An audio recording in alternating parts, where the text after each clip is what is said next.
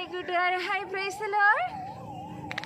പ്രകൃതി കാണുമ്പം നമുക്ക് അനേക വാക്യങ്ങൾ ഹൃദയത്തിൽ പൊങ്ങി വരാറുണ്ട് അല്ലേ. 118 വാക്യം, യഹോവയ്ക്ക് സ്തോത്രം ചെയ്യുവിൻ, അവൻ നല്ലവനല്ലോ, അവന്റെ ദയ എന്നേക്കുമുള്ളത്. സങ്കീർത്തനം 103 നാം കാണുന്നത്, ആകാശം ഭൂമിക്കു മീതെ ഉയർന്നിരിക്കുന്നത് പോലെ യഹോവയുടെ ദയ തന്റെ ഭക്തന്മാരോട് വലുതായിരിക്കുന്നു. കാണുമ്പോൾ ആദ്യം ഓർമ്മ വരുന്നത് യോഹന്നാൻ സുവിശേഷം 7-ാം അധ്യായം അതിന്റെ 57 വാക്യത്തില്, ഉത്സവത്തിന്റെ മഹാദിനമായ ഒടുക്കത്തെ നാളിൽ യേശു നിന്നുകൊണ്ട് പറയുന്നു, ദാഹിക്കുന്നവനെല്ലാം എൻ്റെ അടുക്കൽ വന്ന് കുടിക്കട്ടെ, എന്നിൽ വിശ്വസിക്കുന്നവന്റെ ഉള്ളിൽ നിന്ന് ജീവജലത്തിന്റെ നദികൾ ഒഴുകും എന്ന് വിളിച്ചു പറഞ്ഞു. ഈ ഒരു വാക്യമാണ് എനിക്ക് ഓർമ്മയിൽ വരുന്നത്.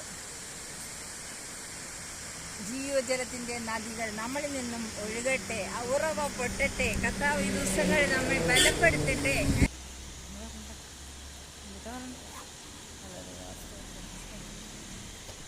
ഒരിക്കൽ ശിമോൻ പത്രോസ് പറഞ്ഞു, കർത്താവേ, അടിയങ്ങൾ അങ്ങേ വിട്ട് എങ്ങോട്ട് പോകാനാണ്? നിത്യജീവന്റെ മൊഴികൾ അങ്ങയുടെ പക്കലല്ലയോ ഉള്ളത്? യെസ്, നമ്മുടെ കർത്താവിന്റെ പക്കലാണ് നിത്യജീവനുള്ളത്, ഒഴുക്കുള്ളത്. അവന് വിശ്വസിക്കുന്ന പരിശുദ്ധാത്മാവിൽ നിറഞ്ഞ കർത്താവിന്റെ ആ വചനങ്ങൾ നമ്മിൽ നിന്ന് ഒഴുകുക തന്നെ ചെയ്യും. ആ നിലയിലുള്ള ഒഴുക്ക കർത്താവ് ആഗ്രഹിക്കുന്നു.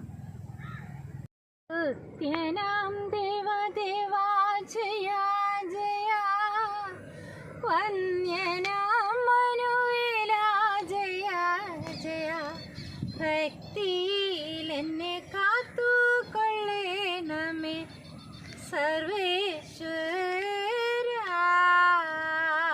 നല്ലിടയൻ ക്രിസ്തു ജയ ജയ, അല്ലലെന്നെ നിൻ പിൻവേഗമേച്ചിടാൻ എല്ലായ്പ്പോഴും നിൻ ശബ്ദം കേൾപ്പിക്കണേ സർവേശ്വര.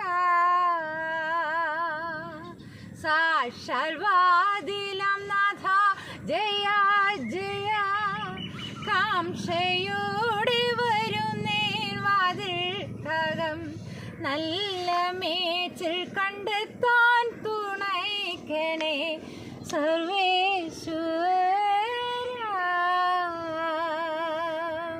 ജീവനുറവാം നാഥ ജയ ജയ, ജീവനുള്ളോരാടായി നിൻ തൊഴുത്തിൽ പാർത്തിടാൻ എന്നെ നിത്യം കടാക്ഷിക്കൂ സർവേശ്വര. സ്തുത്യനാം ദേവ ദേവാ ജയ ജയ, വന്ദ